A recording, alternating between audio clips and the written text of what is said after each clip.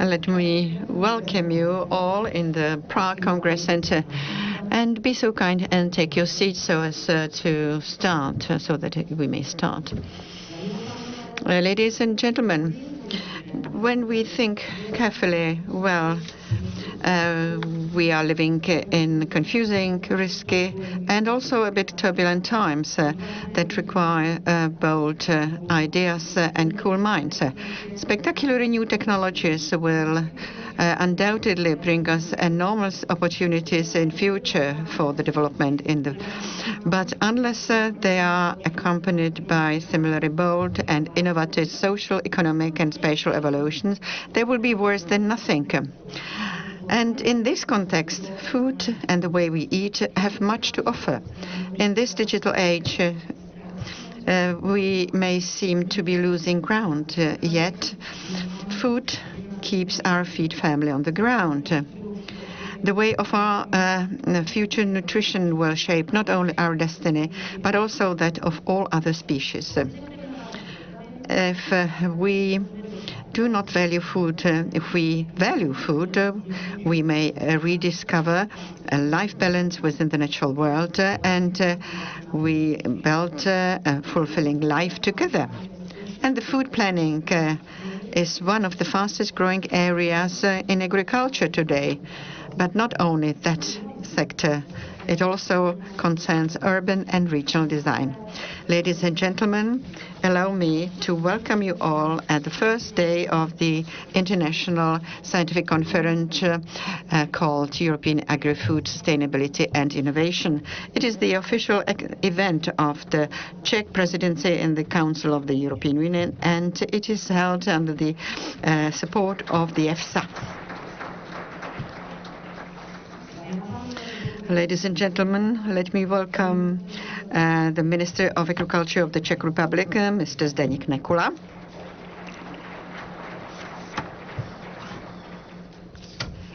And obviously, I also welcome all of you, distinguished foreign and domestic national guests and experts, the contribution of whom we will be listening to. And the society as a whole is becoming more and more interested in what it eats. Well, people begin to understand the consequences for their own health. And so sometimes they think that it's rather banal, breakfast, lunch and dinner. Nevertheless, the principles of sustainable development have enabled a fundamental change in understanding of environmental protection in just a few years. And it is no longer a peripheral concern, but rather an integral part of many government policies. And political decisions have become crucial at this dramatic time, as they will affect the future of the whole system for several years to come. Ladies and gentlemen, I would like to ask the Minister of Agriculture of the Czech Republic, for Mr. Nekula, for his introductory comments.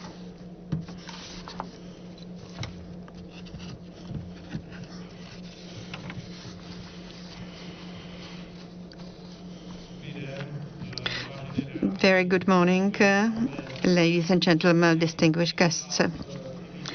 Allow me to welcome you here in Prague, in the Prague Congress Center.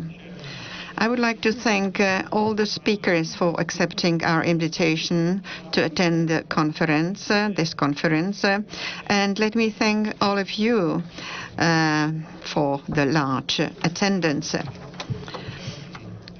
This International Scientific Conference, which is organized on the occasion of the Czech presidency of the EU Council by the Ministry of Agriculture of the Czech Republic, with the support of the European Food Safety Authority,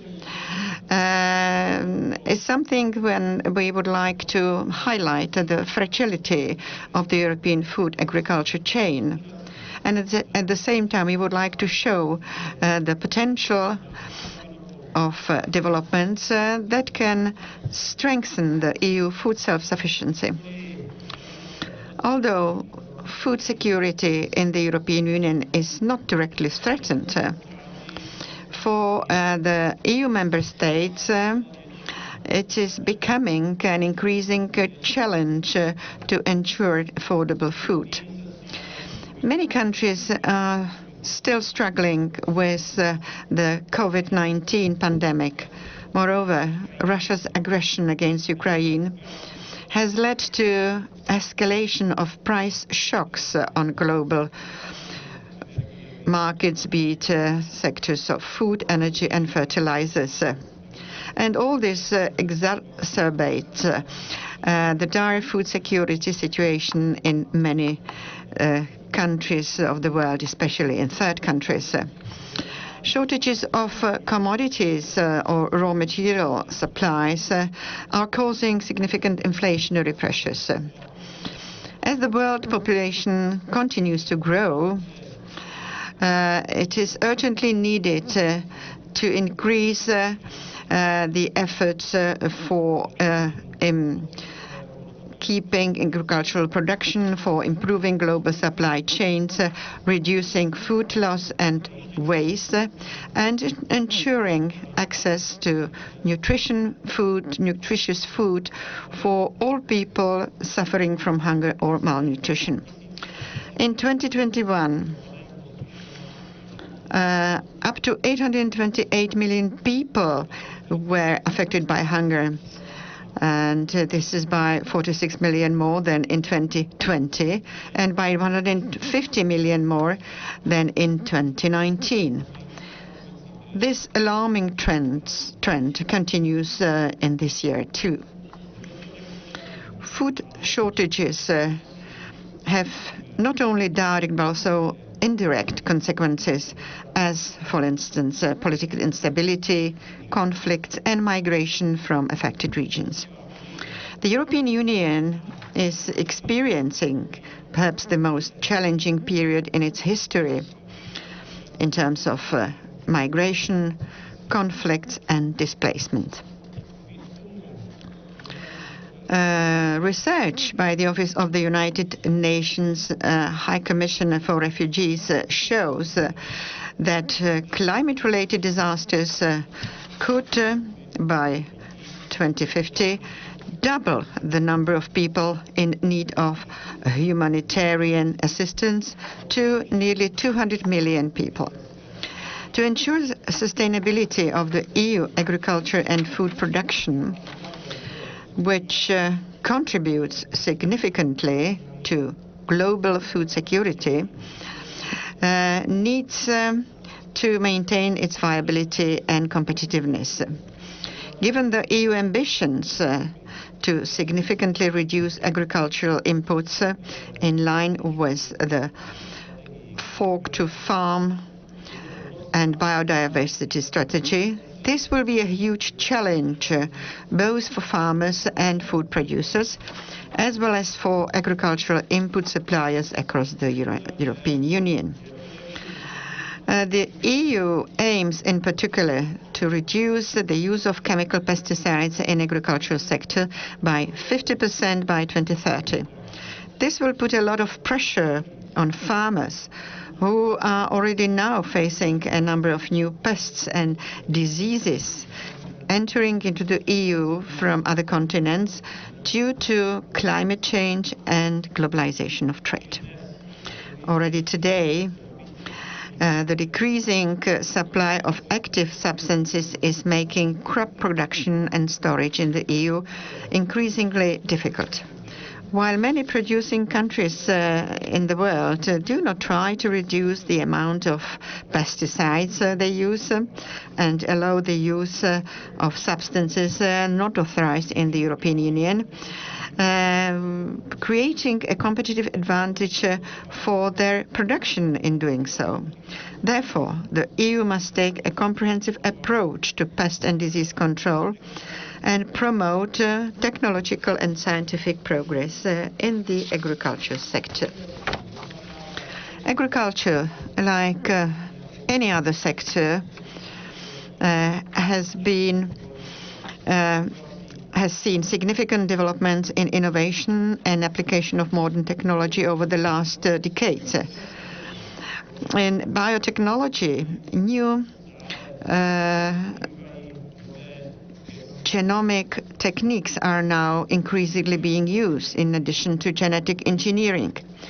Like genetically modified organisms, these innovative techniques can be used for very precise and rapid breeding of plants, resistance to herbicides, pests, viruses, fungi, drought, plants with increased tolerance to soil salinity, and others. The plants thus obtained minimize the need for agricultural inputs, for instance, water, fertilizers, pesticides, but also machinery, and therefore growing of these plants can significantly reduce the negative environmental impact of agriculture. Obviously, we must not forget sustainable water management, which in addition to better irrigation technologies, can be helped by new varieties of drought-resistant crops. The Czech Republic has always been one of the pragmatic countries that have consistently supported the application of new biotechnologies in agriculture. Already during the first Czech presidency of the EU Council in 2009, the Czech Republic advocated the promotion of genetic engineering in agriculture. But unfortunately, the potential of these breeding techniques has not been fully exploited in the EU. Today, we are in a similar situation. Science is providing us with another opportunity in the form of new genomic techniques that would make agriculture more efficient, more sustainable, more profitable, with a lower impact on the environment. That is why the Ministry of Agriculture, as part of the Czech presidency of the Council in the EU, considers one of its key priorities the strengthening of sustainability of agricultural and food systems, the supply of agricultural products and food, and support to introducing the innovative approaches. And we believe that the time has come to rethink some traditional approaches in favor of modern ones, including the use of new genomic techniques. We have to tackle the new challenges quickly and consistently. Given the expected impacts of climate change, we would increase and we should increase our efforts in investment and invest in new developments and promote the use of modern technologies that will improve the sustainability of the EU food system and contribute at the same time to the environmental protection. Thank you very much for your attention.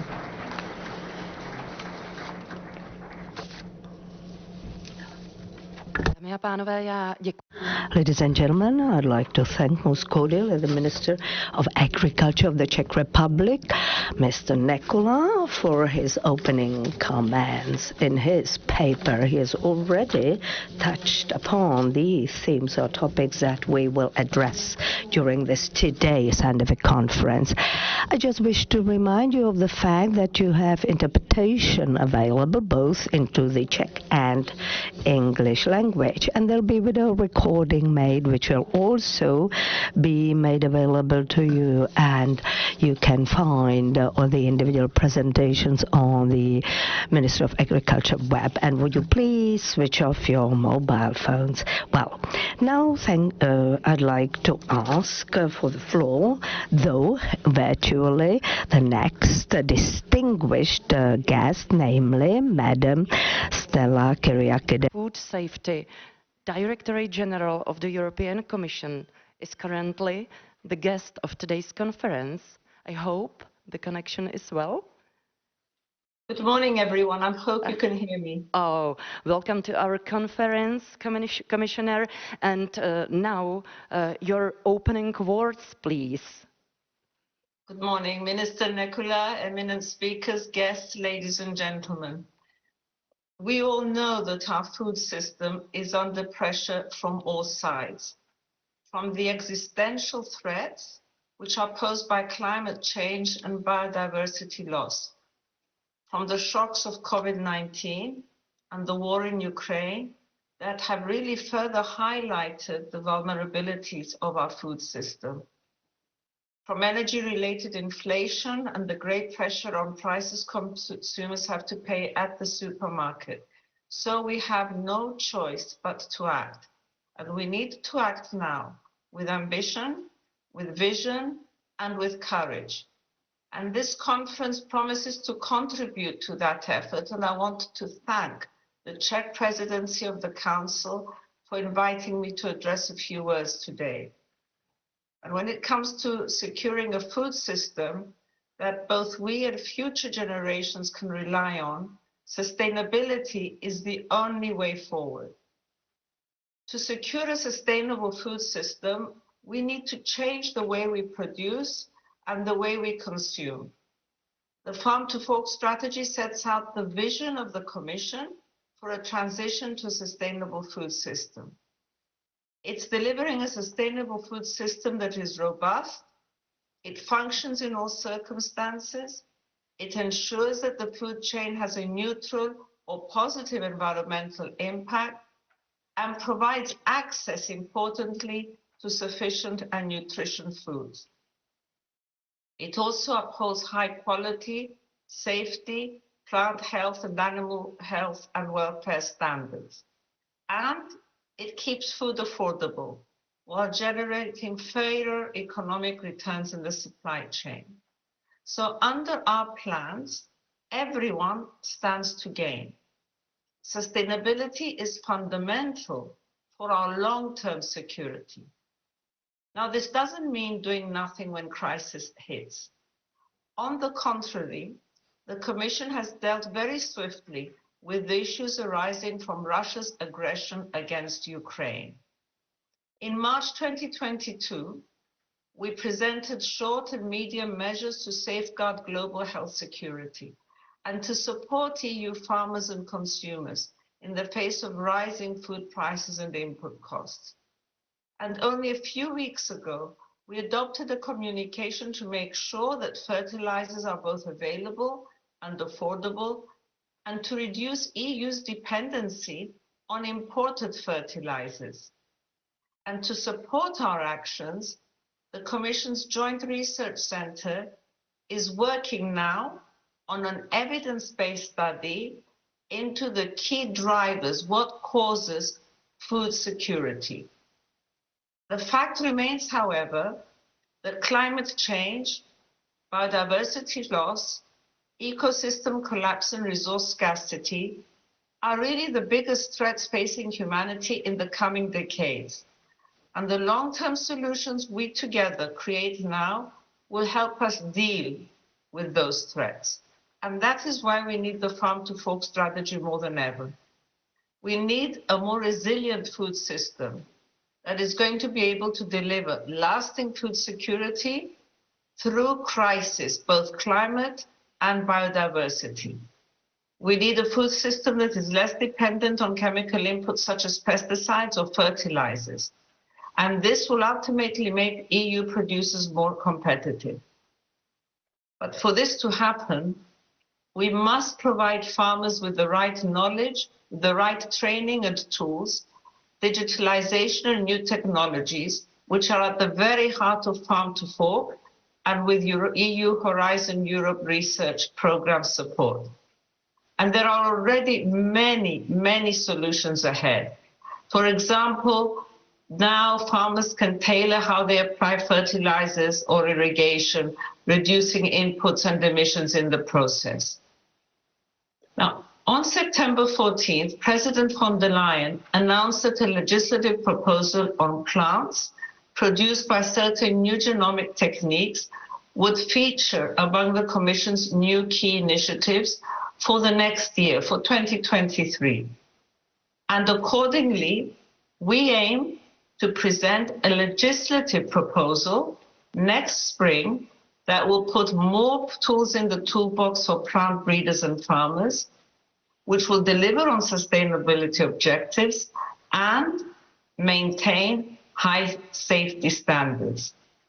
There's a great deal of evidence available to us showing that plants produced by new genomic techniques have the potential to support sustainability ambitions.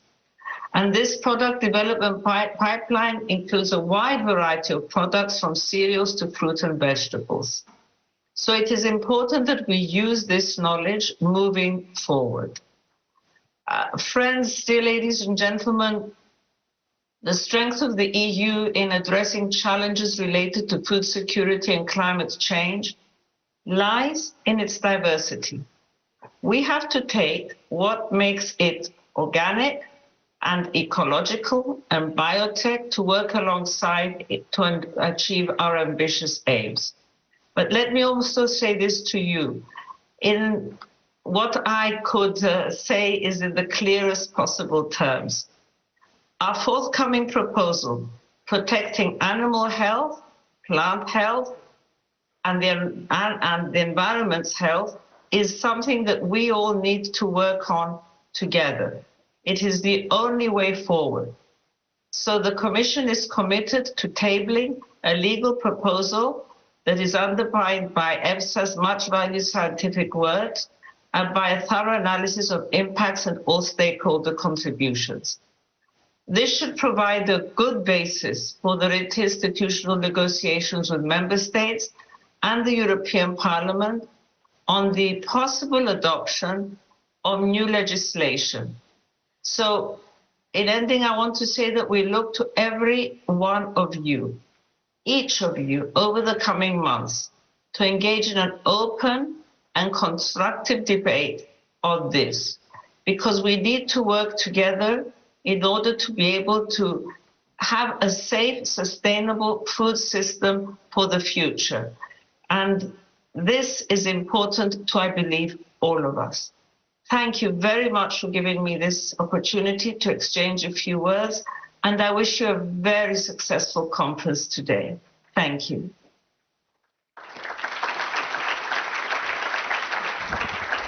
Thank you very much. Ladies and gentlemen, we are honored that the Commissioner Stella Kyriakides was able to participate in this international scientific conference. Unfortunately, her work obligations do not allow her to stay with us longer. Nevertheless, we thanks for your time, Commissioner, and thanks for your wish. Thank you for your opening words. Many thanks for being with us. Dámy a pánové, naším... Ladies and gentlemen, our next guest is the Executive Director of the EFSA, Mr. Bernhard Url.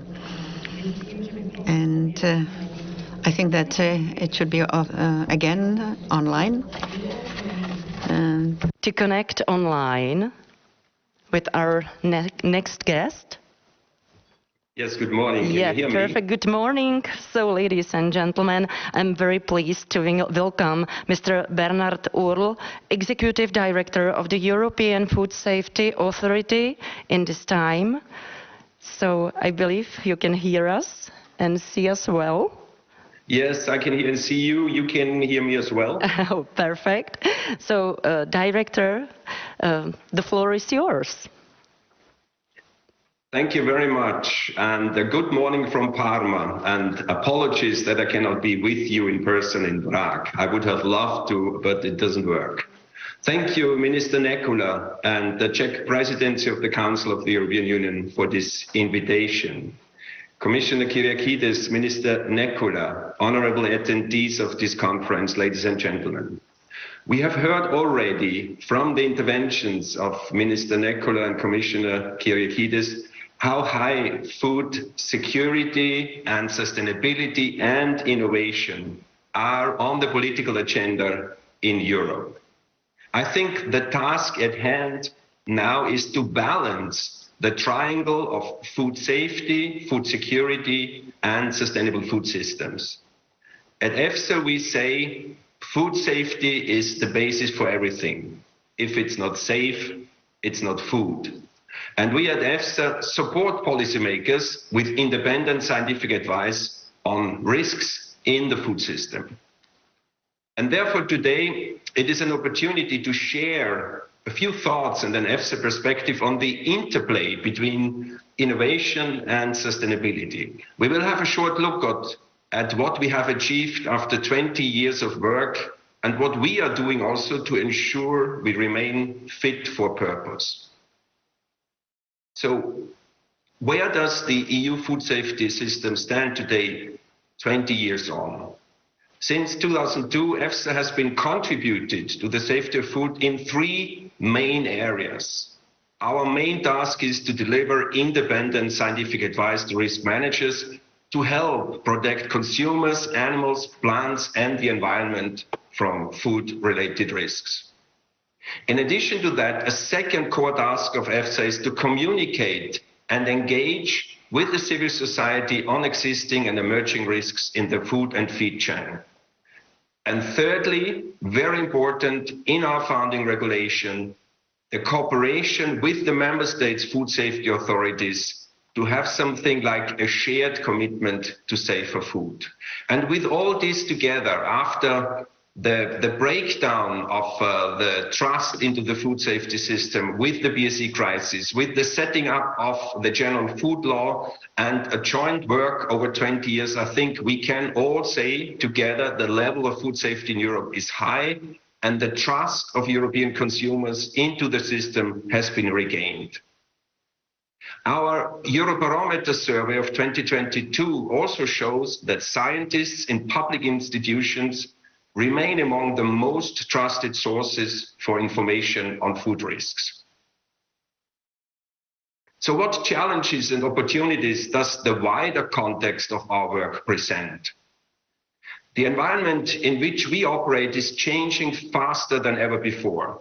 Science and technology do not stand still, and they drive innovation forwards towards alternative products and processes, which are meant to be safe and more sustainable.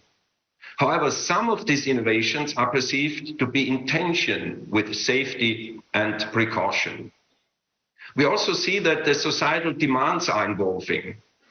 Just think, for example, on the citizen initiative to save bees and farmers that collected more than 1.2 million signatures in favor of different agricultural model to phase out synthetic pesticides, to take measures to recover biodiversity, to provide support to farmers to work with nature.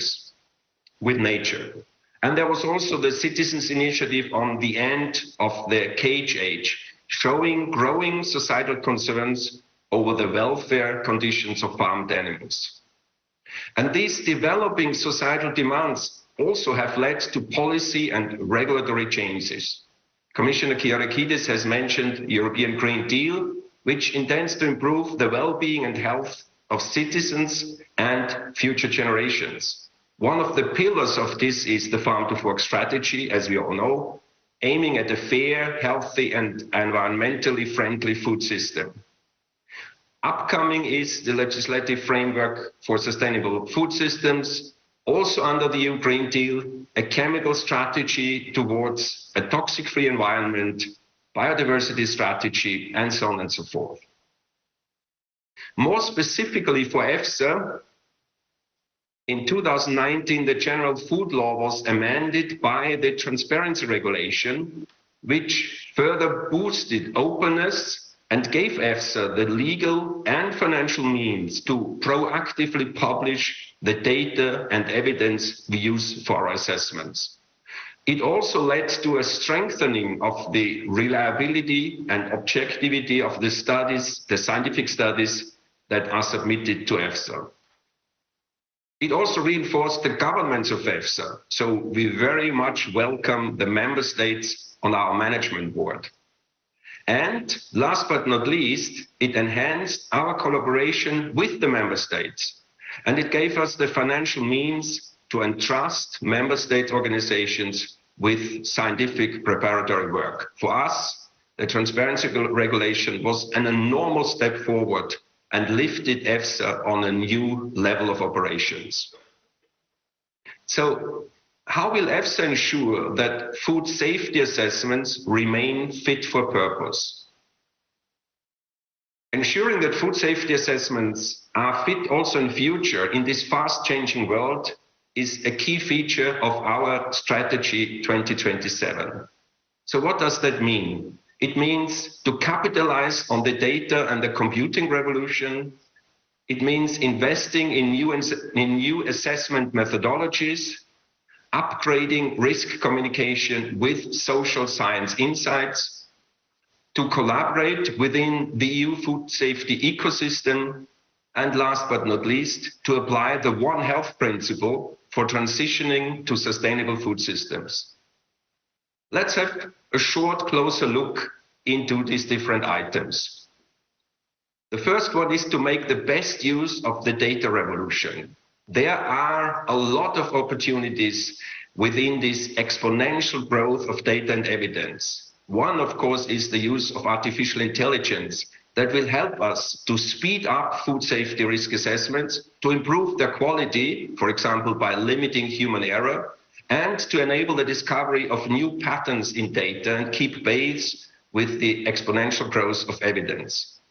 But it's not only about AI, it's also about the optimization of the use of already available data, like monitoring and surveillance data, and to integrate them into food safety assessments.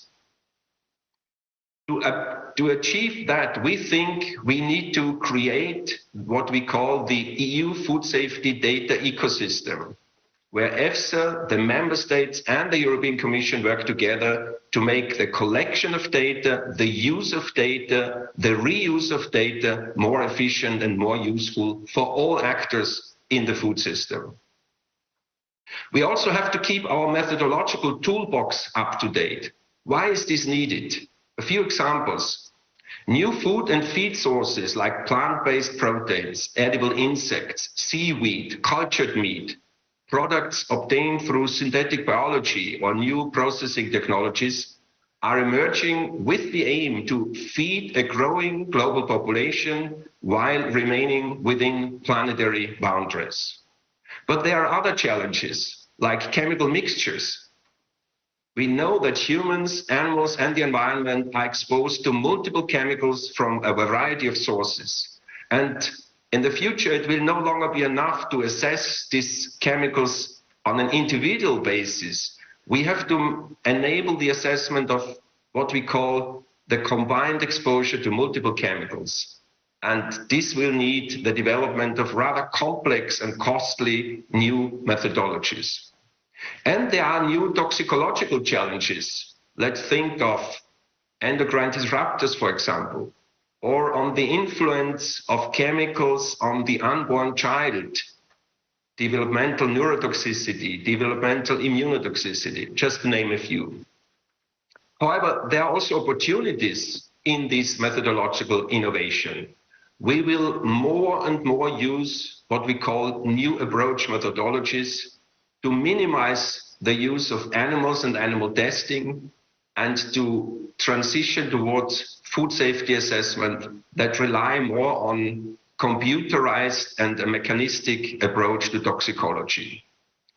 And I think we also have to simplify and lean, for example, for low-risk substances and products such as low-risk active substances in plant protection products, or also some genetically modified organisms obtained with new genomic techniques. Another important task that we have all in Europe is the harmonization of risk assessment approaches. The regulatory frameworks are quite scattered, and the one substance, one assessment pillar within the EU chemical strategy aims at harmonizing risk assessment approaches across regulatory frameworks. We also have to invest in preparedness, development of tools that identify emerging risks at the global, regional, and national level, so that we can control, prevent, and monitor them and put them in place in a timely manner. In addition to that, we need to explore new evidence sources from sensors, from satellites, from citizen scientists, from media, to supply risk managers with surveillance data, as we do, for example, for animal health and plant health. Not to forget innovation in risk communication. The relationship between science and society has become increasingly complex. And what we have learned and I think I can say painfully learned, is that educating the public through a one-way communication is not an effective strategy for ensuring the trustworthiness of science. So we need to rethink the way we communicate science and also innovation. Efforts must focus on listening, on engaging, and on more collaboration, like the open science principle. And we think, and we do at EFSA, we have to open scientific assessments to the involvement of new actors. And what we have learned from the COVID-19 pandemic is that behavioral insights and the understanding of their socio-cultural context are needed to develop impactful public health interventions. And for that, we need to use social sciences. They are crucial to increase the effectiveness and the relevance of food safety interventions. And finally, I think we have to team up with food safety actors across the European Union and beyond. The magnitude and the complexity of the task ahead means we cannot rely solely on our own resources. We cannot do this, and I think no organization can do this alone. So we have to create something like a virtual ecosystem where we combine the knowledge needed for safe and sustainable food. And this leads me to the One Health approach. The European Union Green Deal highlights many areas that require an interinstitutional and transdisciplinary way of working. This, for me, is a key for the future, transdisciplinary working. And the One Health approach means to connect and integrate expertise, data, and tools across a wide range of disciplines, sectors, and actors. It also requires new skills in education in system science, with an emphasis on science, translation, and integration. From my perspective, ladies and gentlemen, science has produced an avalanche of new knowledge insights, but what we miss, from my perspective, still is the science of integration, the science of making sense, the science of putting the pieces of the puzzle together. We at EFSA, we operate, so to speak, at the nexus of 4 One Health domains: human health, animal health, plant health, environmental health. And together with our sister agencies, we can and we want to deliver this integrated and transdisciplinary advice to risk managers. We have done this already. Think, for example, our successful application of the One Health principle in the area of zoonosis, in the area of antimicrobial resistance, in the area of bee health. And now we are enlarging this collaboration in the area of environmental risk assessment. During our One Health, One Environment, One Society conference in 2022 in Brussels, EFSA and its partner agencies have committed to establish a cross-agency One Health task force. Our aim is to move to transdisciplinary research and scientific advice and to give it a One Health perspective. I think by applying the rather simple One Health principles of coordinate, collaborate, communicate, we, EFSA, our sister agencies, and our member state partners will support the transition towards sustainable food systems with comprehensive scientific advice. I think the political decisions along this transition journey will differ very much from country to country. However, the need to base these decisions on the best available science will be the same for all countries. Let me come to my concluding remarks. Ladies and gentlemen, the scope of food safety has been changing over time. Today, food safety must be understood from a broader perspective, taking into account food security, healthy nutrition, and sustainability. We at EFSA are ready to move food safety assessments to the next level. We are investing in innovations, in data, in methods, in expertise for absorbing the growing complexity. However, I believe that no single actor can master the level of complexity in science and society alone. Therefore, it is crucial that we move forward with the implementation of the EU's ecosystem of food safety. We warmly invite you to join us on this journey, as we believe there's no good alternative. But there's also political support needed to ensure risk assessments are performed in the most impactful way in the EU. I have to say that also in food safety assessments, we are still an imperfect union. Many assessments are done multiple times in the member states and on the EU level, which is, frankly speaking, a waste of resources. Additionally, these assessments are sectorial. They lack a holistic view on health, environment, and socioeconomic impacts of agri-food interventions. My plea is to support the One Health approach with political initiatives for more collaboration. We should further integrate our work and share expertise, data, and tools to collaboratively deliver more value to our citizens. For powering the transformation of our agri-food system, innovation plays a crucial role. I think the key for success in this transformation is what I would say the mutual enhancement of innovation and One Health collaboration. But both of them need to be based on an open and trustworthy social dialogue. Thank you to the Czech presidency for organizing this conference, as it shows that innovation and innovative solutions are needed for a more sustainable food system, and that this is high on the political agenda. Thank you very much.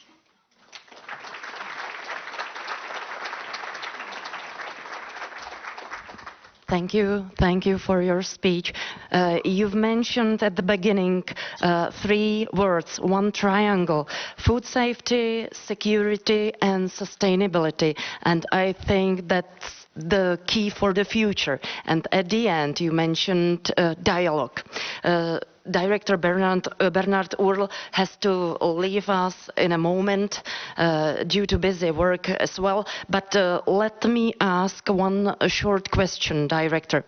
What do you see as the biggest challenge for risk assessors in the transition to sustainable production, and how is SFA prepared to meet this challenge? Yeah, thank you very much.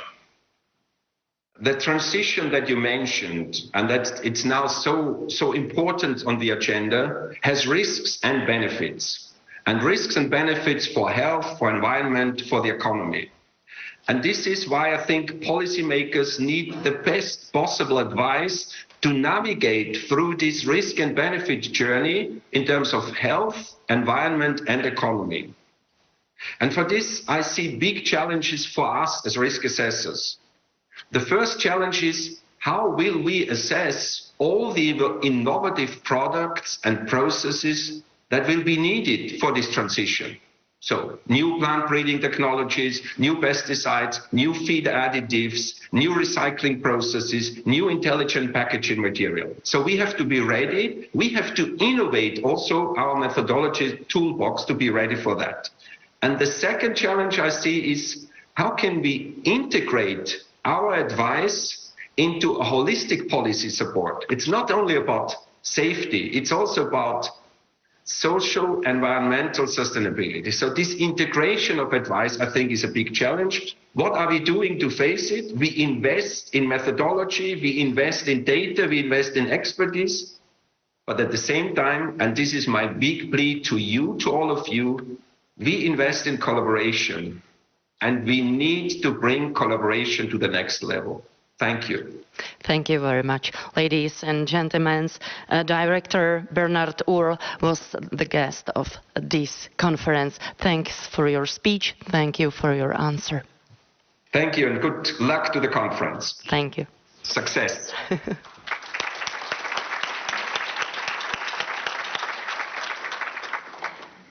So, ladies and gentlemen, our next guest is Martin Hlaváček, poslanec Evropského parlamentu. A member of European Parliament, for non-parties member on behalf of ANO.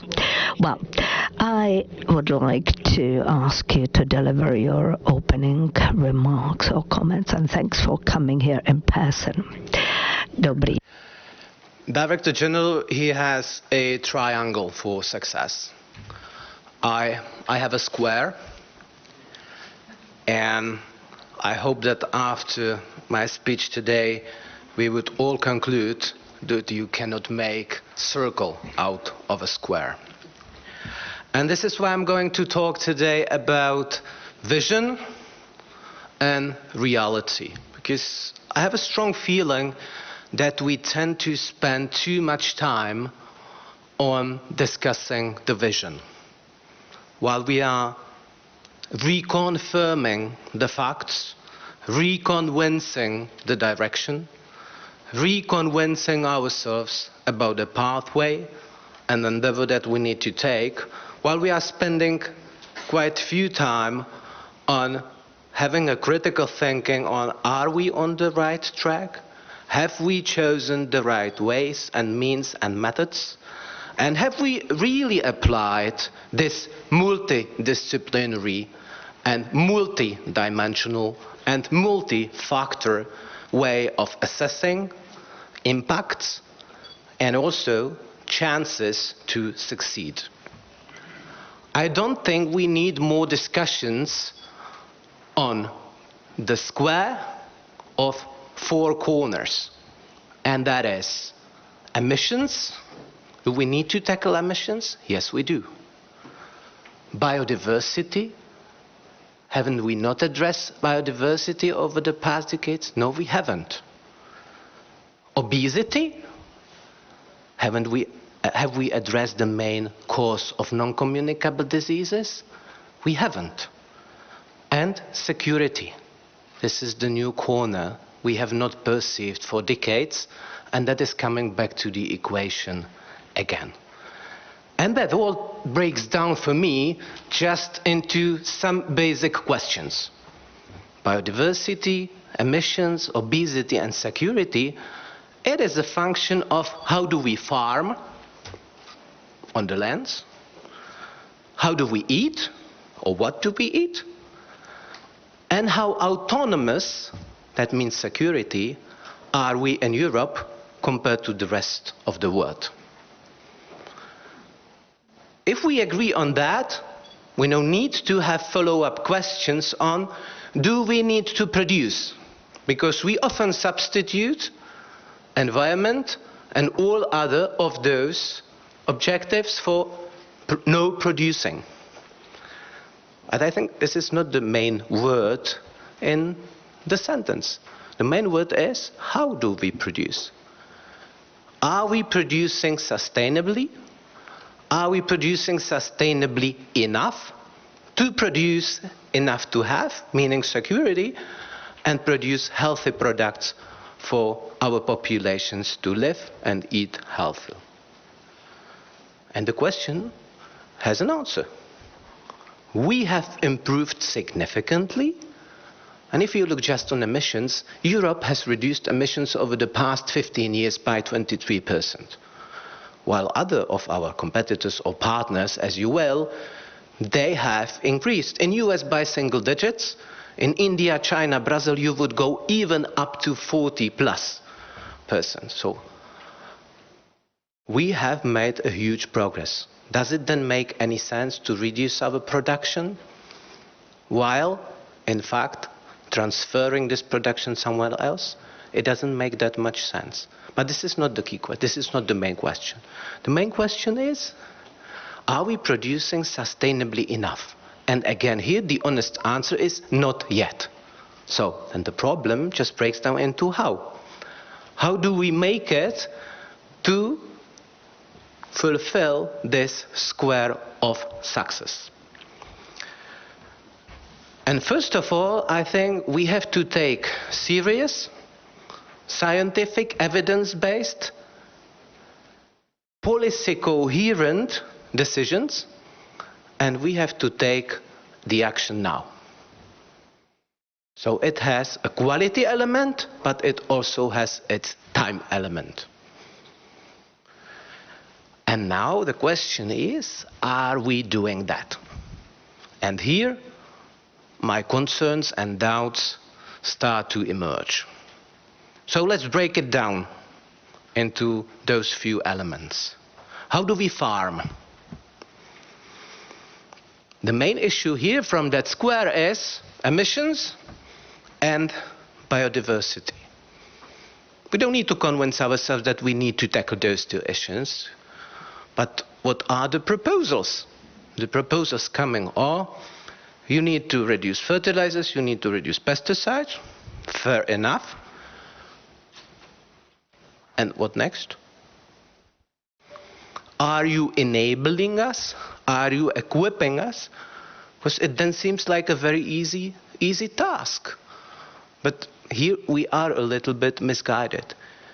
Complex issues like emissions or biodiversity, they have no simple solutions. So, is our proposal on pesticides, the reduction elements, is it something that would make the solution? Likely not.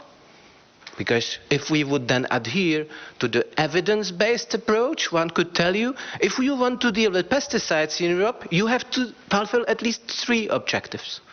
First, you have to enable farmers with alternative crops, or new crops, as you wish. Some people are scared of this word alternative, so new crops. We need to boost precision application, because by that we reduce the volume. And we need to also give people alternatives to those products. But instead, we are just imposing limits. So where are the new genomic techniques? Why are we waiting for them so long while we have already the reduction targets on the table for discussion? Where is the fast track endorsement for marketing of, or placing on the market of alternatives like microbial pesticides? Where are they? We are again waiting. And where is the boost for precision farming? Look over the strategic plans that would be in place as of January 1st. Is it serious? Is it serious? In this country we made some effort, but would that be enough? Farmers are telling me no. And it's still the better option here, or it's still the better example here than if you go across the... Okay. So we are missing big policy coherence. We are trying to solve issues, complex issues, with simple proposals. Let's move next. How do we eat? Because this is about non-communicable diseases, but it breaks down into 2 factors again. Affordability. Do people have to afford healthy food? And second, proper choice. Do people know how they should choose the proper food to eat? And again, we talk about affordability. We heard it from the Commissioner, we heard it from the EFSA. I'm sure many other people will talk about it here. But can you show me any proposal we have made over the past years to help farmers and food processors to make food more affordable for us? I haven't. Is increasing those targets, paying more for fertilizers, paying more for packaging, paying more for all other stuff, is that something that helps us to make things more, or food more affordable? If you know one, let me know. And the choice. Do we believe that by imposing on people misleading claims on food would help us to deal with the non-communicable diseases and with the poor diet? Because it's true, in Europe we have some health issues. We have some big issues in non-communicable diseases, and they are a factor of our nutrition, our diet. But again, We are considering now to have a labeling on ultra-processed food, often artificial food, to be labeled A, green, by Nutri-Score. And sometimes even worse, we are going to endorse that some artificial food that has nothing to do with its original product would be denominated the same way as the traditional food. Is it something that people would easily understand and not confuse eventually? I have doubts. Let's have a look on the third element, and this is autonomy or security, if you wish. We have only two issues in Europe. We are quite okay, as Minister and others have mentioned, we are quite okay in agri-food sector, but we have two main issues. And our main issue number one is our soil nutrient deficiency, because we are heavily independent on soil nutrients. And the second one is our deficiency in animal nutrition. We are heavily independent, especially in animal production, on nutrients imported from elsewhere. Again, what are the proposals so far to tackle this issue? We have decided that as of 2030, half of our fertilizers production would have to go green from nitrogen. And this is, one would say, a good pathway. But if you talk to the global players of today's world, like Yaras and others, they would tell you, oh, wait a second, this would take us more than 8 years to invest in all that equipment. And second, if you wanted to have this energy to feed just this one sector, you can forget about greening other sectors, because it equals to multiple blocks of nuclear facilities, nuclear power plants. So again, you can see that we are missing one key element, and this is a coherence of those policies. Again, we have failed on this multidisciplinary, multi-factor approach to bring solutions. And one would then say, and I would conclude with that, and I hope that this conference could help to overcome that to some extent. What are the reasons of this? Why are we imposing simple solutions on complex topics, and then we are a little bit concerned if they would work or not? And I see there are two factors. And one is that the key decisions are made politically. And that's part of self-criticism. But it doesn't mean that they shouldn't. They should be done. But we have to realize that over the past years, policy decision and policy making has been increasingly factor of a professional activism. And then we can preach ourselves, including with EFSA, science-based, evidence-based, multi-factor, multidisciplinary complex, but the results are different. And from my perspective, the key element that contributed to that was the politicization of European Commission. And it is a pity. And I think DG Sante, as the key player in the domain that we care about, this is also part of the disaster. We should fight against it, and we should remember, politicians, that there are domains and elements of our lives where if you do not listen to science and evidence, you might not find, and I'm gentle, you might not find the right answers going forward. And the second element, I think, is, and here I have a tendency not to agree with the previous speakers, we are much worse than we think we are in the future visionary science-related discipline.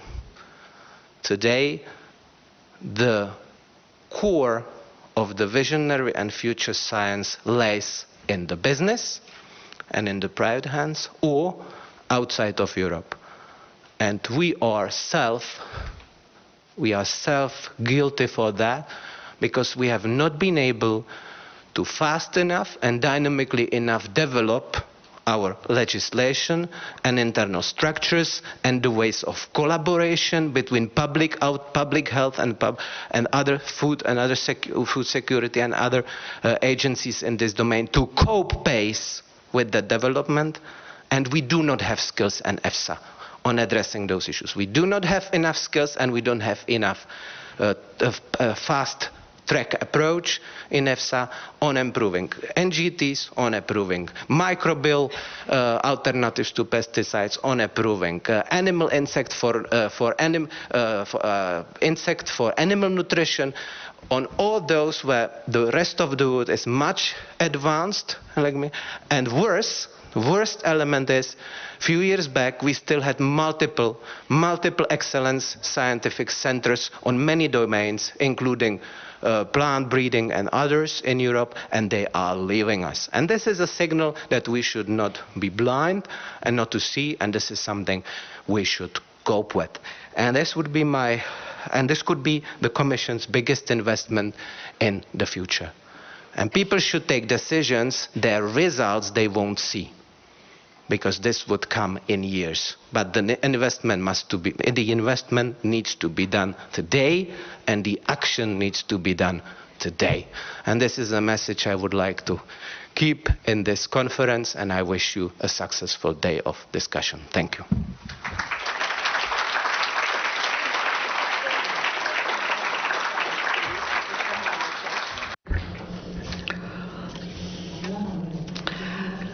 Ladies and gentlemen, we have heard a lot of interesting and stimulating questions. I've taken note. You mentioned a square, but I do hope that we will not end up in a mathematical conference.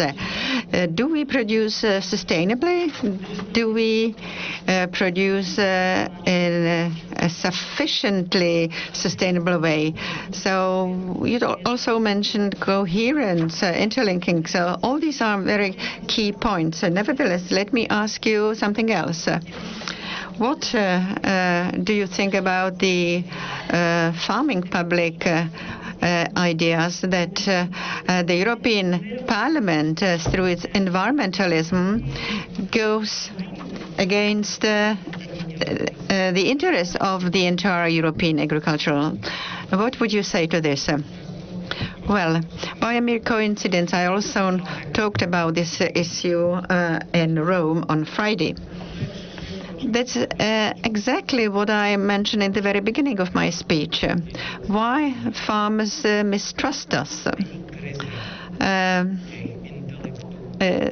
So it's not a crisis of their intelligence that they do not trust us, that we should deal with biodiversity, health of humans, and the safe future of Europe, including the food security. The reason why people do not trust us lies in the simplification that I mentioned before. The reason is that farmers know only very well what can and what cannot be implemented, and what is and what is not logical. Well, if we approach a farmer and tell him that he or she should lower the carbon footprint, increase biodiversity, and that the best recipe is to stop managing properly, because we still are in a society where quite a big share of people think that to abandon soil or land and let it aside, so to say, is the best approach and gain for biodiversity. Well, if you have a little garden, and practically everyone in this country has one, so try it. Let the soil set aside for 1 year, and you will see what will be the outcome in 2 or 3 years' time. It will not be a romantic ideas, imagination of butterflies and bees and insects. On the contrary, it will be quite devastated plot that many people who remember the 90s saw as something horrific. Well, these were the times when we just traveled in the countryside and we see very big fields that were totally devastated, and we could see the plants that on our own eyes that our present children do not know. Well, if I so you mentioned the farmers, but it can hold for food processing. If we tell the farmer, look, here you have sufficient funds for precision application of chemicals or synthetic substances, be it fertilizers or pesticides or insecticides, you would see that we would decrease the volume thereof of the bad things.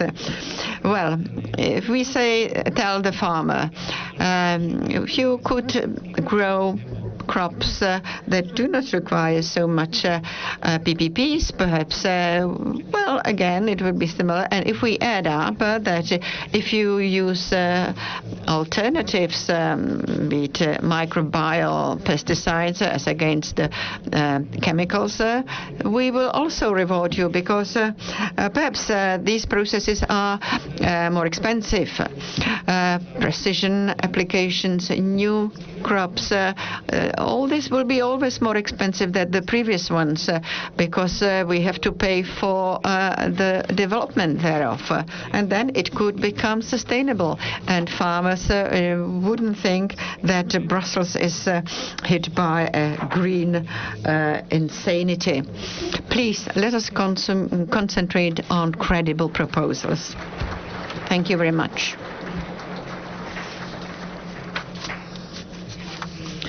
Let me thank the European Parliament member, Mr. Hlaváček, and I think that the ambience is just revived, and therefore I would like to ask the next speaker, distinguished guest, namely the head of the cabinet of DG Agri, which is with the European Commission, namely Mr. Maciej Golubiewski.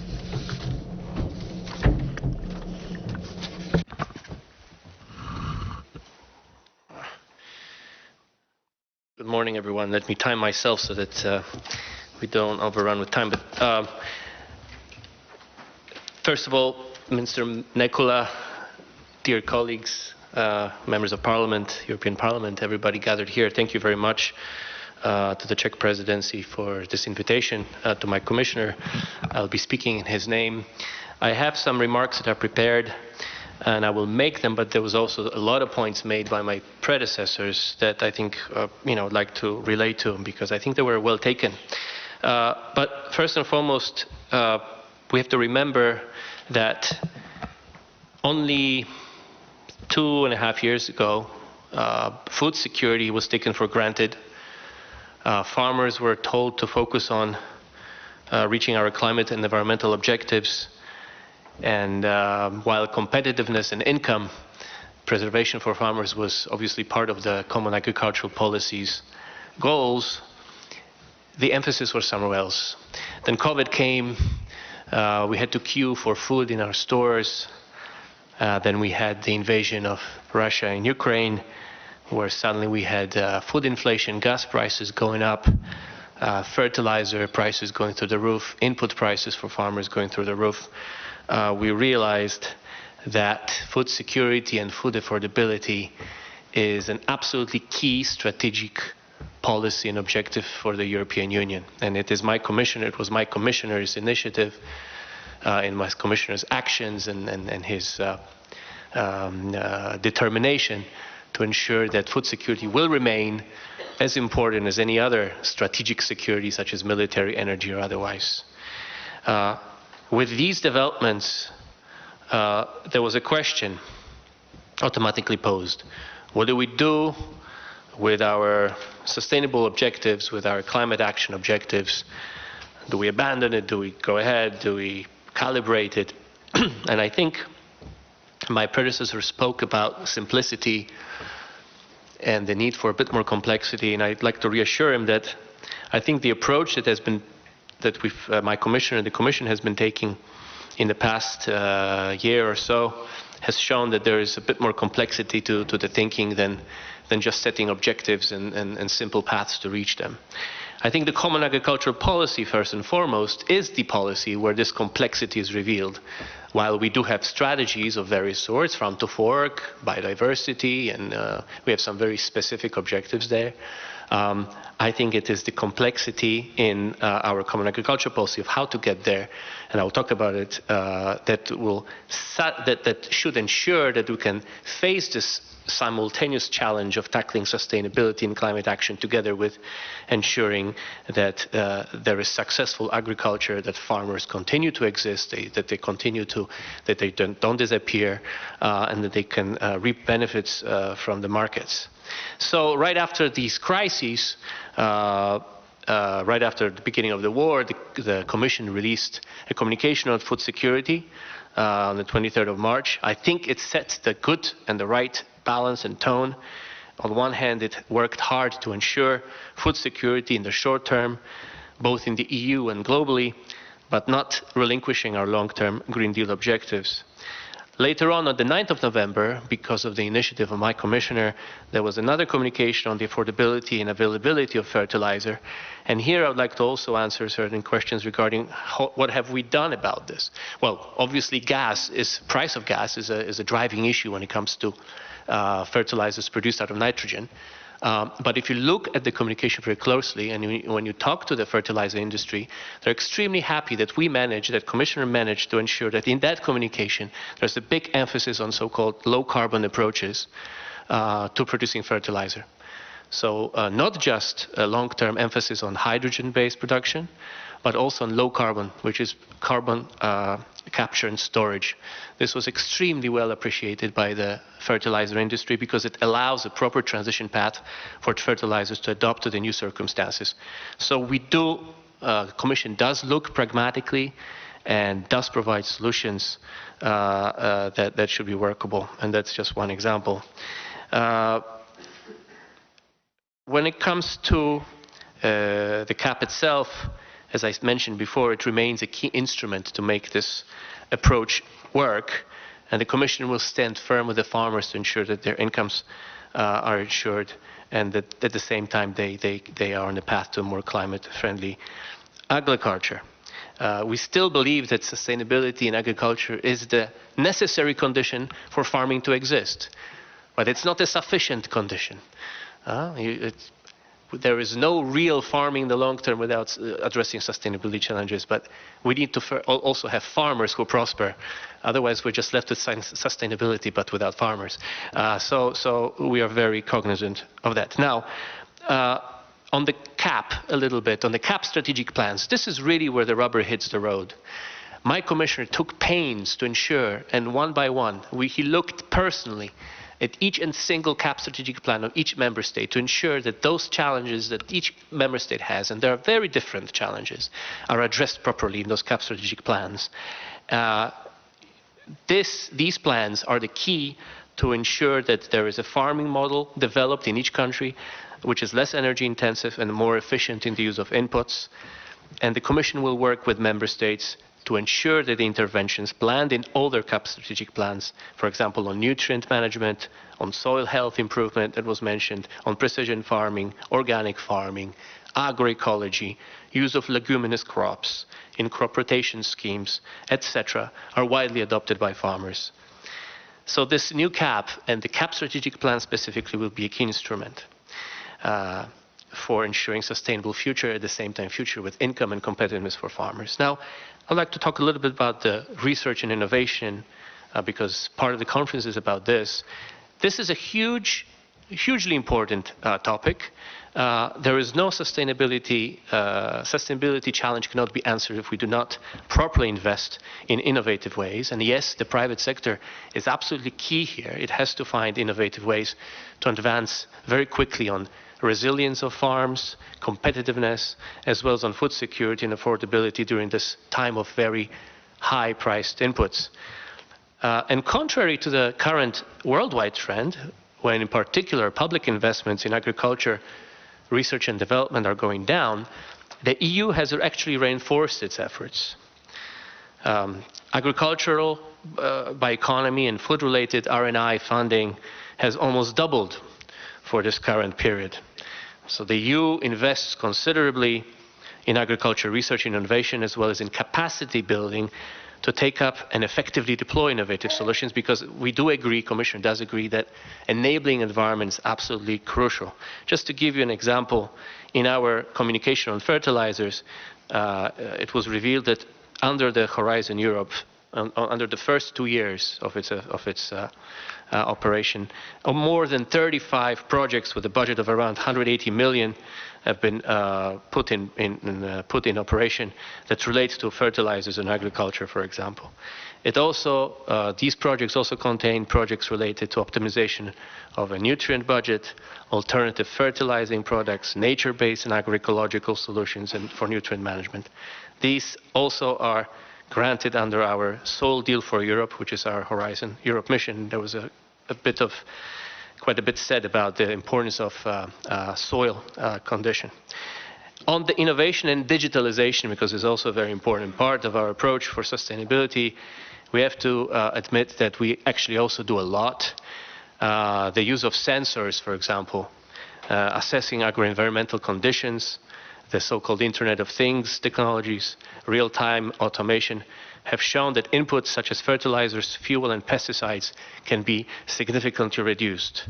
Just give you one example, which is very specific, but to illustrate, in the project Internet of Things, involving partners from across Europe, technical solutions for wine producers were developed, involving multiple sensors to gather information on agro-environmental conditions, on production patterns. All of this was tailored and led, among others, to reduced costs for pesticides and fertilizers by 20%, and also led to a reduced use of energy and water, and an overall productivity gains of 400 euros per hectare, plus, of course, increased annual savings due to accident prevention. So we do have very good targeted practical approaches under our R&I projects in the sphere of digitization. Now, what is important here, obviously, is to bridge the divide in member states and across different farms between when it comes to technology. There are certain farms that are less advanced, maybe they're not in possession of resources to buy certain investments, to make certain investments in technology. There are different countries with different levels of advancement in their farming sectors. This needs to be bridged, and this is part of our common agricultural policy. Now, apart from the technology, also called investments in tech, we also need enabling conditions, but also need improved production structures and the way we do farming, so to speak. So it's not just heaping technology onto existing production structures that will solve problems. It's not just about efficiency or cutting inputs using very complicated technologies. We need to promote a bit more sustainable way of doing business in agriculture through agroecology, things like intercropping, things like integrated pest management, and we need to support innovators from the ground through universities, startups, and to develop these tailored approaches for the sector. Now, enabling conditions, I'm mentioning it for the third or fourth time.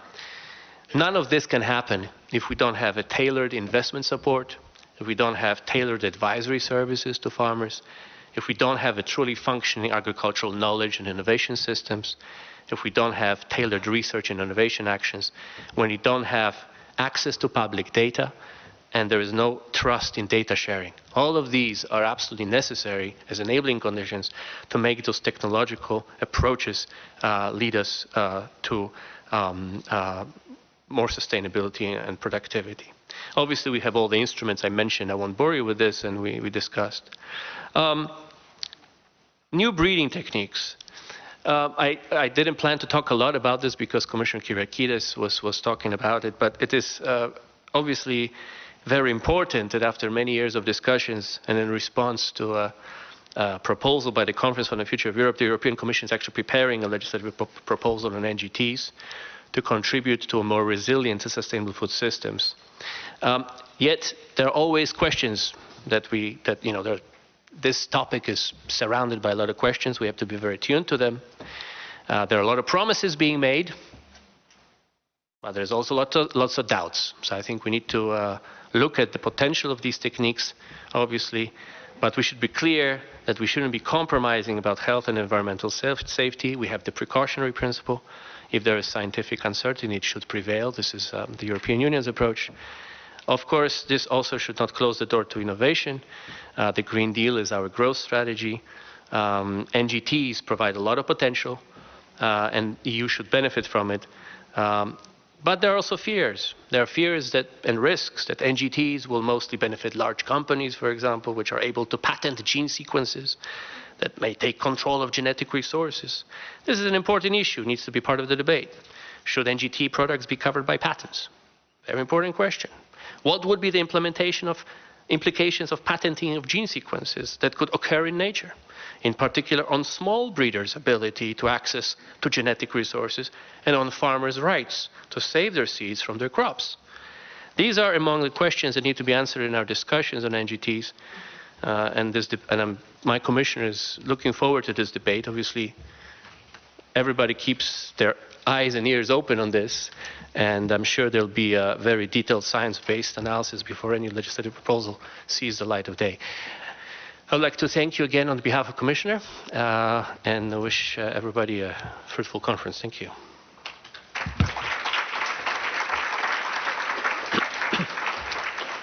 Please stay with us for 1 minute. Ladies and gentlemen, thank to Mr. Golubiewski for his speech. You mentioned CAP strategic plans. That's the key.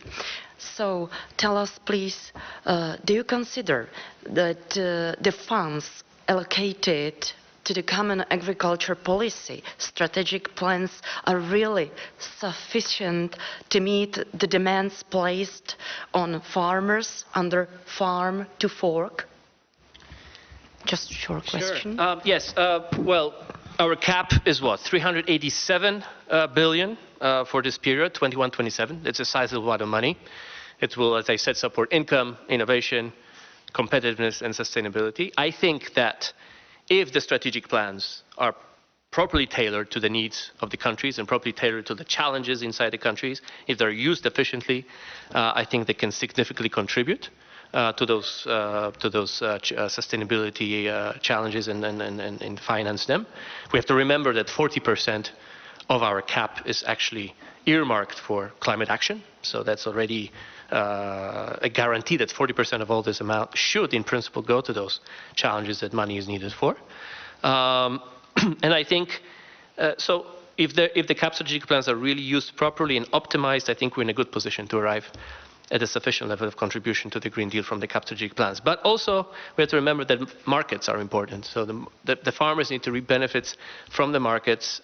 They need to produce quality products. The CAP helps, the strategic plans help, but I think we should also enable them to reap benefits. Carbon farming, for example, one of the things that will appear at the college agenda tomorrow, is one of those things. Certification will be available to farmers who would like to store carbon and then sell. This is another income stream for farmers. We can use that to increase their pool of money and resources. The same, I may say, with biogas production and other approaches. So it's not just the CAP strategic plans. I think they can make a very significant contribution to meeting our sustainability goals, but also, all other income streams that we try to enable in the private markets. Thank you.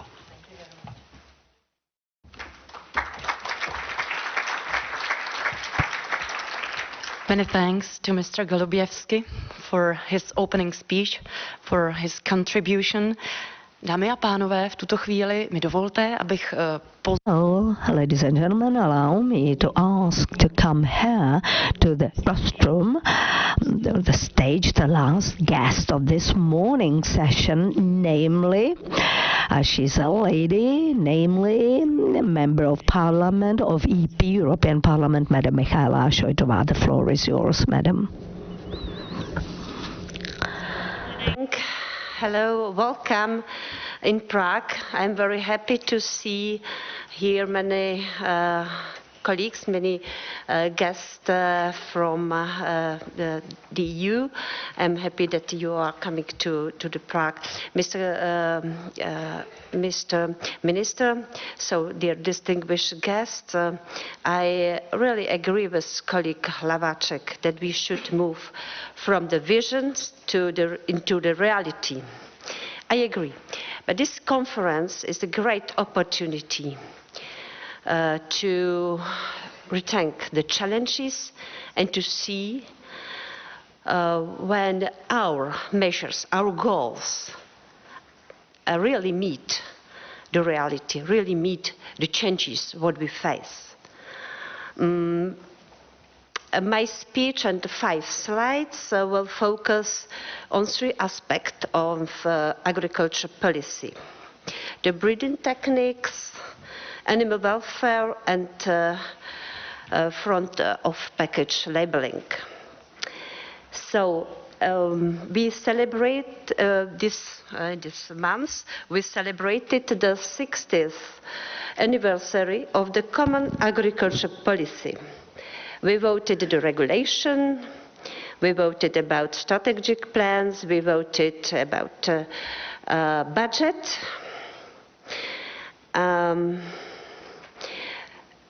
Maybe it's also the answer on the question what Martin you raised in your speech. If we do enough, yes, all this common agriculture policy should be about support of farmers and improvement of agriculture productivity. So this ensures a stable supply of healthy and affordable food for European citizens, as definitely is the goal of the common agriculture policy. And previous speaker has spoken about the policy what we are now, what is now ongoing. So the first slide is about farm to fork. The main target of common agriculture policy goes hand in hand with the objectives of the farm to fork strategy, which aims to speed up our transition for a sustainable agri-food production system. The farm to fork strategy sees an urgent need for action 5 areas. Please, I would like to move to first slide. In this tough, difficult time, we should rethink if those actions really answer the main problems. Reduce dependency on pesticides and antimicrobials. We have on the table new regulation about pesticides. So I should say that in the European Parliament, we see big, in the Agri Committee, we raised many questions because it's not possible just ban, just reduce without new measures. We ask Commission to really accelerate the work on a new biopesticides, on new measures, new tools for our agriculture. It's not possible just to say you should reduce by 50%. The other measures, the other areas reduce excess fertilizers, increase organic farming, is depend up to consumers, organic farming. Improve animal welfare, reverse biodiversity loss. So I think in the time what we have now, we should reflect new conditions. There is a war. Really, Russia's aggression in Ukraine has created a crisis that is affecting energy and food prices and has a significant impact on agriculture production. We should see what we live. So in this situation, we should say what is now priority. It's also my call on the Commission. In some areas we should accelerate the work, in some areas we can maybe postpone. It is possible because the time is unprecedented. So Europe has experienced and also impact of COVID-19, what we lived, and the impact of climate changes. Europe has experienced one of the hottest summer on record. According to a preliminary study by the European Commission's Joint Research Centre, this year drought in Europe could be the worst in 500 years. So climate impact is here. It's not the idea of European Parliament, it's a reality. So we should also, colleagues, to explain it to our citizens, that farm to fork is not just some ideology, there is a reality that we should move also in this area. The crisis showed us the strong and weak sides of our agri-food production system. It has become evident that we have to learn from the crisis we are going through. As a reaction, our national and European strategic goal should be to build self-sufficiency in basic commodities and resilient to crisis. I think it's very necessary. We are speaking about food security, what it means. For me, for example, for the Czech Republic, it's also self-sufficiency in basic commodities. We cannot resign.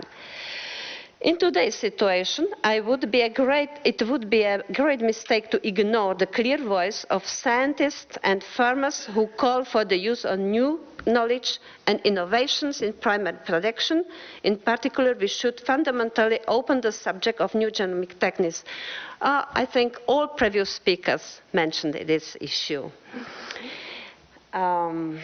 I would like to move to next slide, please. Regulatory framework. For me, as citizen, both citizen and politician, I do not understand why we can import genome-edited products into the EU, use them as a feed for cattle, but we have banned ourselves from growing the same crops within the EU. It's understandable for me and for the citizens. Scientific results have shown that genome editing is an acceptable, safe and effective plant breeding method. This is why I have started fighting for a new legislation which would allow new plant breeding methods. After all, even the European Commission has recognized that the new innovative techniques may play a role in increasing sustainability. Also, the farm to fork, I would like to remain, especially mentions that the request of member states and the Commission is carrying out a study will look at the potential. So also in this strategy, this target is mentioned. On the last 6 months, I have attended several conferences and roundtables where I have spoken to people. We discussed the role of new genomic techniques in plant breeding in the transition to more sustainable agri-food system. A representative of the European Commission assured us that the Commission is working to present a legislative proposal for new genomic technique by the second quarter of 2023. So the scope of the proposal will depend on the outcome of ongoing impact assessment.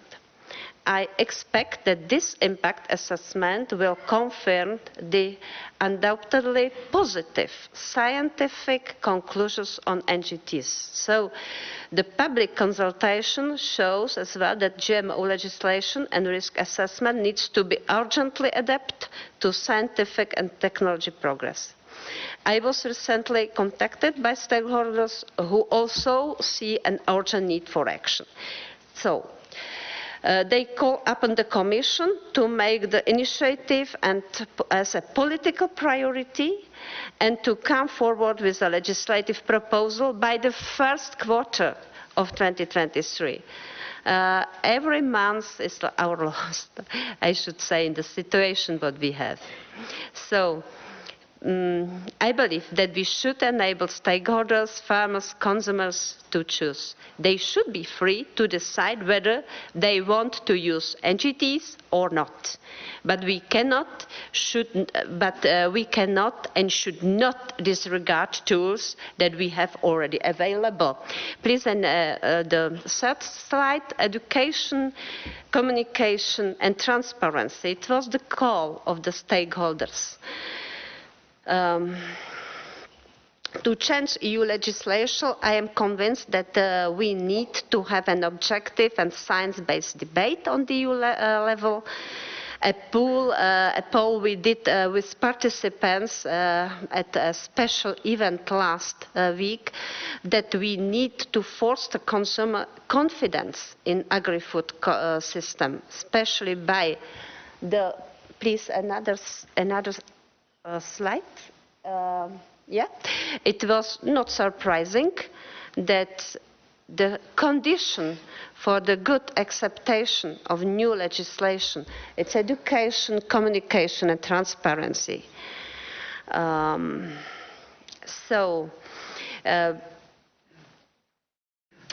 I think that this issue will be discussed in the next time. I am very happy that they are here experts. I see here Mr. Professor Jaroslav Doležel from the Czech Academy of Science. So you will have opportunity to exchange your view.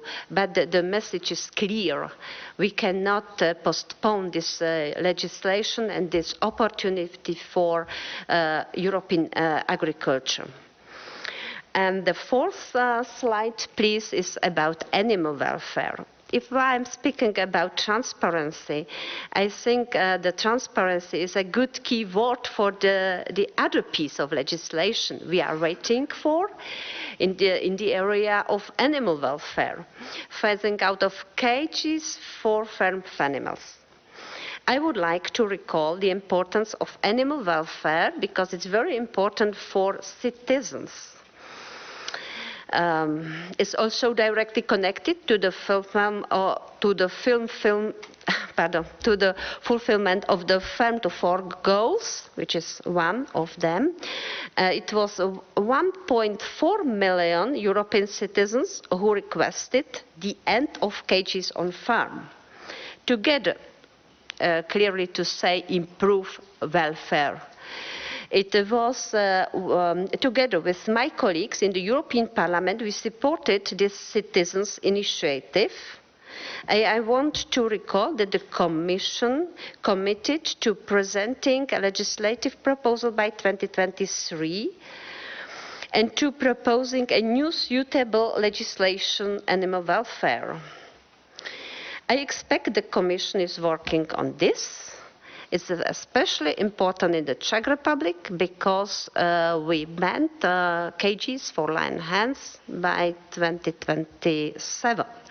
It's not only for the Czech Republic, there's many other European countries when change this farming, they also ban cages, lion hens, and it's the question of the fair conditions on internal markets. So absolutely important.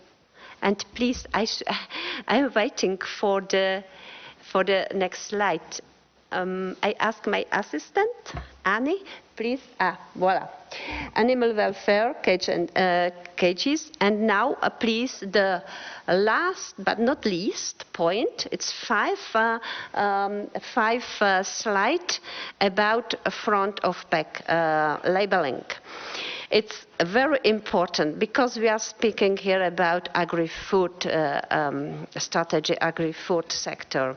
And transparency is not only important for NGTs and animal welfare, but also for the last legislative piece I want to mention. Please, the last front of package labeling. It's very important to see, because what you see here, it's really, I should say, incredible. This impact the health and consumption habits of all our European citizens. It is reality. This Nutri-Score is reality. You can see it everywhere, also in the Czech shops you can choose. It's important that we avoid a labeling system which would mislead consumers and manipulate. For me, it's clear manipulation. I apologize. Nothing other. We should not favor over-processed food to the detriment of higher quality food. The Commission committed to present a legislative proposal at the beginning of 2023, so another new legislative initiative. So I appeal the Commission to take a common sense, objective approach to front of pack labeling, and especially this should remain voluntary. Voluntary approach. It's not possible to impose this Nutri-Score to all, like we can see here. I think it's a big risk. After all, promoting healthy and processed food all supports our European farmers. You can see incomparable products which are compared by 1/5 of Nutri-Score. I think it's not necessary to comment. You can answer yourself. Instead of a conclusion, I would like to make a call. I call for learning from the experiences of countries that already have legislation allowing new genomic techniques. There are many, what we saw. And I call for speeding up work on legislation that is in the pipeline and is important for European agriculture and consumers. Front of pack labeling should stay voluntary, and animal welfare, which is our pledge. We committed to do it. So, in the end, I would like to say that the decisive factor will be agriculture and consumers. And I'm happy that you will continue in this conference. I wish you a very fruitful, efficient conference and enjoy Prague. Thank you very much.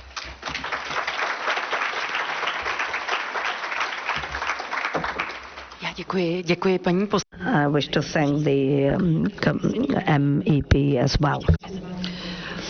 Well, I'd like to pose you a question. You touched upon a number of topics.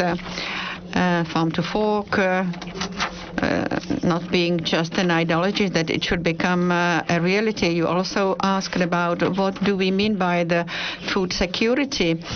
All colleagues took a picture of the Nutri-Score snap. But my question is as follows. How the European Parliament supports that the member states get an access to the NGTs. You said that we should listen to farmers who want to use these new technologies. What does the European Parliament do so as to enable the farmers to exceed the new genomic techniques? Thank you very much. The farm to fork strategy, well, let me explain that it is not an ideology because it responds to the reality, because the climate change impacts are already felt. And that's why also farmers should be aware of this impact, and the respective measures must facilitate farmers to stand these impacts, and this is what we should reflect on. And the question on the European Parliament, what the Parliament is doing in this respect. In the Parliament's Agricultural Committee, we are ready to support this new legislation that should open the opportunities and possibilities to use the NGTs for growing new plants, new crops, and a report on the farm-to-fork strategy has already stipulated this requirement. It is an appeal to the Commission to prepare draft legislation. Farm-to-fork, it was 2020, and 2021 it was the time for a report of the European Parliament. The European Commission, as well as the citizens, should know that the Agricultural Committee of the European Parliament reflects the farmers' community requirement of this kind. But obviously we also have to gain support of other committees in the Parliament. We also appeal to other colleagues from other committees, be it the ENVI committee, with the aim to raise their awareness. Since 2021, when GMO appeared, they stayed outside of Europe, but it was perhaps due to the mistake of poor communication. And we would like to avoid the same mistake, avoid a situation when people might think that it is something harmful. We therefore want to increase awareness, and we want to communicate on the basis of scientific knowledge about this prepared amendment or change, rather.